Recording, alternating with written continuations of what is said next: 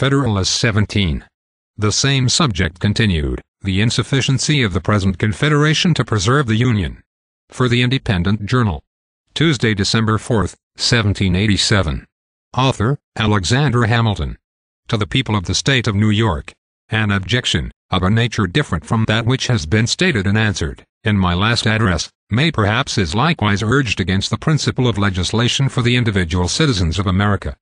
It may be said that it would tend to render the government of the Union too powerful, and to enable it to absorb those residuary authorities, which it might be judged proper to leave with the states for local purposes. Allowing the utmost latitude to the love of power which any reasonable man can require, I confess I am at a loss to discover what temptation the persons entrusted with the administration of the general government could ever feel to divest the states of the authorities of that description. The regulation of the mere domestic police of a state appears to me to hold out slender allurements to ambition. Commerce, finance, negotiation, and war seem to comprehend all the objects which have charms for minds governed by that passion, and all the powers necessary to those objects ought, in the first instance, to be lodged in the national depository. The administration of private justice between the citizens of the same state, the supervision of agriculture and of other concerns of a similar nature, all those things, in short, which are proper to be provided for by local legislation, can never be desirable cares of a general jurisdiction. It is therefore improbable that there should exist a disposition in the federal councils to usurp the powers with which they are connected, because the attempt to exercise those powers would be as troublesome as it would be nugatory, and the possession of them, for that reason, would contribute nothing to the dignity, to the importance, or to the splendor of the national government. But let it be admitted, for argument's sake, that mere wantonness and lust of domination would be sufficient to beget that disposition. Still it may be safely affirmed, that the sense of the constituent body of the national representatives, or, in other words, the people of the several states, would control the indulgence of so extravagant an appetite. It will always be far more easy for the state governments to encroach upon the national authorities than for the national government to encroach upon the state authorities.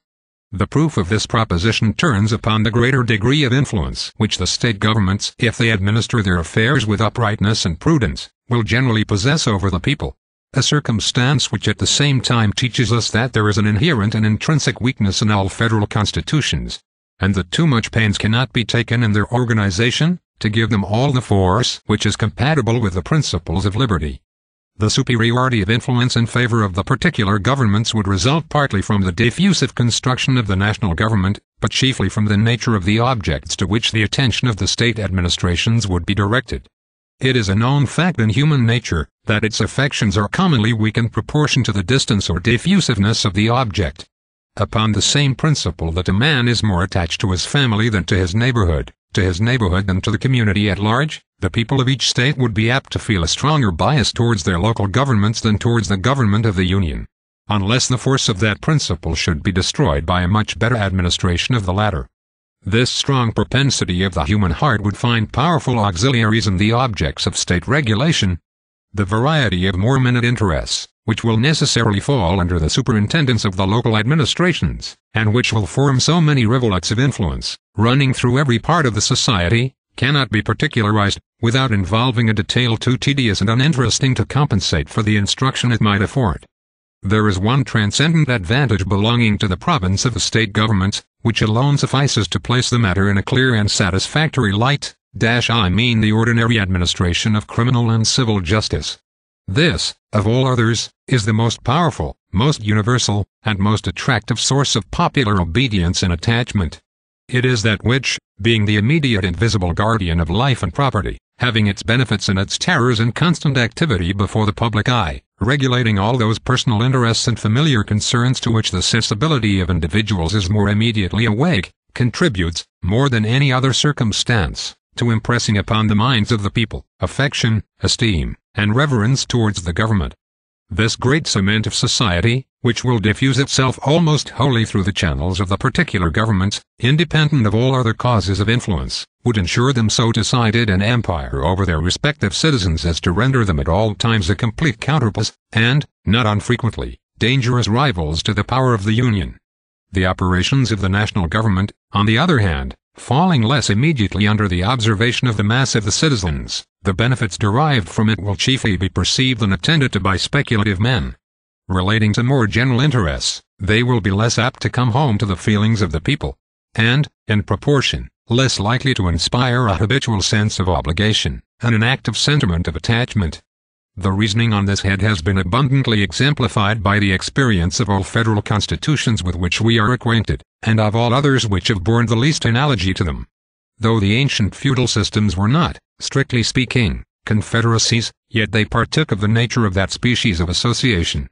There was a common head, chieftain, or sovereign, whose authority extended over the whole nation, and a number of subordinate vassals, or feudatories, who had large portions of land allotted to them, and numerous trains of inferior vassals or retainers, who occupied and cultivated that land upon the tenure of fealty or obedience, to the persons of whom they held it. Each principal vassal was a kind of sovereign, within his particular demesnes. The consequences of this situation were a continual opposition to authority of the sovereign, and frequent wars between the great barons or chief feudatories themselves. The power of the head of the nation was commonly too weak, either to preserve the public peace, or to protect the people against the oppressions of their immediate lords. This period of European affairs is emphatically styled by historians, the times of feudal anarchy. When the sovereign happened to be a man of vigorous and warlike temper and of superior abilities, he would acquire a personal weight and influence, which answered, for the time, the purpose of a more regular authority. But in general, the power of the barons triumphed over that of the prince, and in many instances his dominion was entirely thrown off, and the great fiefs were erected into independent principalities or states. In those instances in which the monarch finally prevailed over his vassals, his success was chiefly owing to the tyranny of those vassals over their dependents. The barons, or nobles, equally the enemies of the sovereign and the oppressors of the common people, were dreaded and detested by both, till mutual danger and mutual interest effected a union between them fatal to the power of the aristocracy. Had the nobles, by a conduct of clemency and justice, preserved the fidelity and devotion of their retainers and followers, the contest between them and the prince must almost always have ended in their favor, and in the abridgment or subversion of the royal authority. This is not an assertion founded merely in speculation or conjecture. Among other illustrations of its truth which might be cited, Scotland will furnish a cogent example. The spirit of clanship which was, at an early day, introduced into that kingdom, uniting the nobles and their dependents by ties equivalent to those of kindred, rendered the aristocracy a constant overmatch for the power of the monarch, till the incorporation with England subdued its fierce and ungovernable spirit, and reduced it within those rules of subordination which a more rational and more energetic system of civil polity had previously established in the latter kingdom.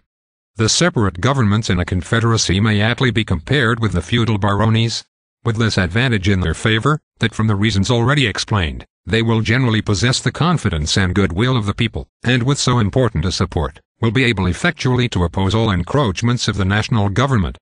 It will be well if they are not able to counteract its legitimate and necessary authority.